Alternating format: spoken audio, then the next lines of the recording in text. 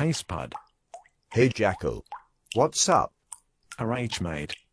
I think we need to get a demolition order for this place. But you can't. This constitution is heritage listed. Look mate. We wanted to renovate and make improvements for years. But the public approval process is murder. Then there's the heritage lobby that keeps banging on about the monarchy and how we need to keep everything just the way it is. Couldn't you paint it or something? We tried to build a new preamble out the front, but no one could agree on the design. Then we tried to build a republic out the back, but the voters didn't go for it. Well, what about the tenants? What about them? We've got 6 states, 10 territories and a head tenant called the federal government. None of them get on. There's also this mob called local government, but they can never get a word in.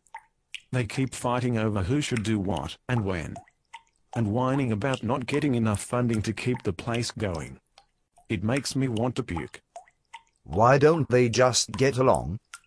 No mate. Oh, they try.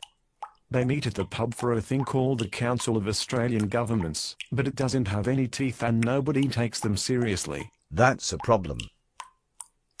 Sure is. Then there's the caretaker, the Governor-General. Apparently the GG is head of the armed forces.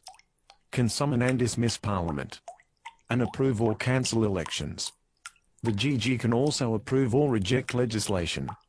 Appoint ministers, and appoint or remove judges. You're joking. I didn't know that. So the GG runs the place? Nah. It's all mixed up. The Prime Minister actually runs the place, but he doesn't officially exist according to the Constitution. The GG has all these powers, but rarely uses them.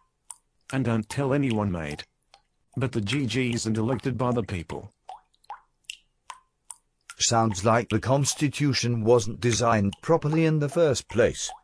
Actually, it was ahead of its time when it was built. But that was over 100 years ago. Take a look around mate. This was designed as a grain store for horses. Now we're trying to use it as a car park. Well, maybe it does need demolishing. We've got to design a new one first. There's this crowd I work for called Rethink Australia. They're inviting the public to get involved in the design. Not another tacky design competition with winners and losers, I hope. No way mate. It's a deliberation. With all the people being part of the planning process. Have they come up with any ideas yet?